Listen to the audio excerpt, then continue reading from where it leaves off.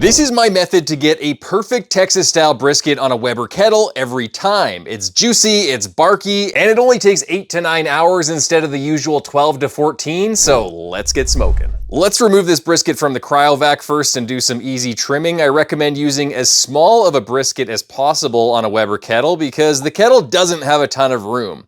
I'm starting by slicing off the flap on the point to round it out. Next, the tip of the flat is a little thin, so I'm going to slice it off in a kind of crescent moon shape so it cooks more evenly. If you have a longer brisket, you might want to slice it down a little bit more so it fits on the kettle. Now I'm slicing down the fat cap to a 1/4 inch thickness so it renders better and you're not left with a thick layer of hard fat on your slices after it's cooked. I'm trimming down the brown oxidized sides of the brisket and now I'm flipping it over. I decided to leave the bottom alone, but I'm going to shave the brown edges off. Next, I'm slathering the brisket with Maggi seasoning sauce as a binder and for a base layer of flavor. And for the seasoning, I'm using Smoke Trails BBQ brisket rub. I made this stuff specifically for brisket to give it a Texas-style salt and pepper flavor.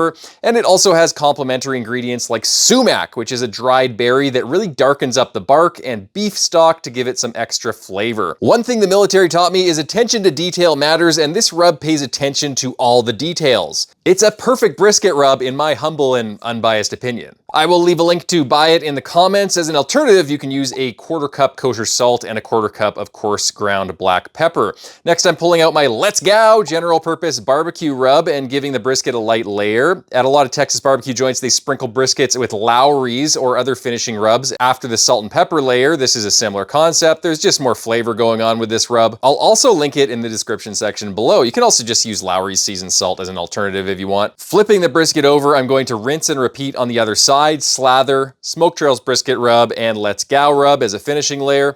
And finally, a light dusting of kosher salt to finish it off just on the top, and we're done seasoning. Beautiful. Moving outside, we're gonna pop smoke and light up this Weber kettle. I already placed some wood chunks in a horseshoe pattern, not quite all the way around. Then I'm dumping around 1/3 of a bag of charcoal briquettes over top of them in the same horseshoe pattern and carefully piling them up so they're all in a nice semicircular line. Now I'm dumping some charcoal into a chimney around 1/4 full, not too many. I'd actually use a bit less than you see me using here, and I'm lighting up some paper underneath it. We'll let that burn for 15 minutes to fully light. Time to dump the coals on one side of the horseshoe, and then I'm going to move them around so they don't accidentally start the other side of unlit coals. Basically, we want to light one end of the unlit coals like a fuse and then restrict the airflow so it slowly burns over time. This is called the snake method, and it'll give you temps of around 300 to 350 for 7 to 8 hours. Now, if you want to, you can put a water pan in the middle like this, and I get temps of around 275 degrees or lower for a bit lower and slower. Water has a very high thermal capacity, and it acts as a heat sink in the Weber kettle, and it adds a little bit of humidity as the water transitions into steam. I always use a water pan for that reason, but in this video, I'm going a little bit hotter and faster for this recipe, and we'll be doing some other things to protect the brisket from the heat, so we don't need the water pan. Next, the cooking grate goes back on, and I'm laying down 3 sheets of heavy-duty, extra-wide aluminum foil in a plus sign, and then placing the brisket on the foil and scrunching up the sides outward to form a foil boat. The thicker point of the brisket goes over the hot coals now, and now I'm pouring around 1/2 cup of water into the foil boat to create a little microclimate of steam around the brisket to protect it from the high heat of the coals. So instead of using a water pan below the brisket, we're basically putting the brisket in a water pan. My remote probe now goes on the grate over the hot section of coals. The lid goes on, and I'm fully closing the bottom and top vents.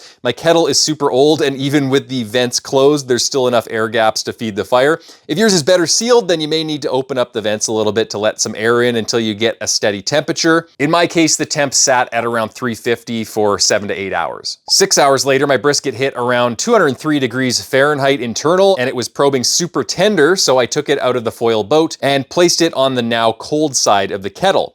The bottom of the brisket has no bark, obviously, because it was sitting in water, and it's more cooked than the top, obviously, because it was sitting in boiling water. So we're gonna let it smoke on the cold side to get some bark down below. Just make sure to place the lid vent over top of the brisket and crack the vent open a little bit so you get some airflow up and over top of it. An hour later, the brisket looks like this, nice and dark and really beautiful. Loving it. And most importantly, if I poke my finger into the top of it with a cotton under nitrile glove for protection, the fat cap is nice and squishy and rendered rendered and my finger just goes right through and all of that fatty liquid just pops up.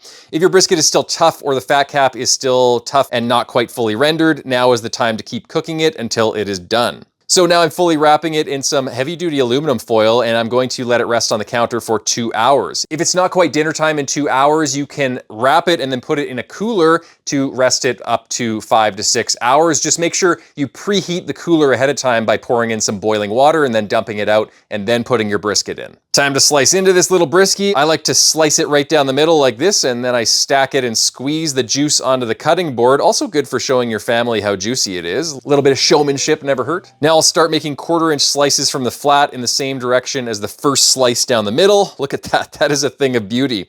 And then I'll make 1/4-inch slices into the point in the opposite direction as the first cut down the middle. These point slices turned out great. Good fat cap rendering, pulls apart easily, nice and smoky. Very happy with these. And as I'm going, I'll just take those slices and I'll mop them on all that fat that we squeezed out onto the cutting board, just to add a layer of fat on the slices to prevent them from oxidizing and drying out. Now, if you want a lower and slower method that uses a different setup on the Weber kettle, I'll link another video in the description section below that I made in the past. If you have any questions, please let me know in the comments below. And until next time, happy smoking and good luck with your brisket.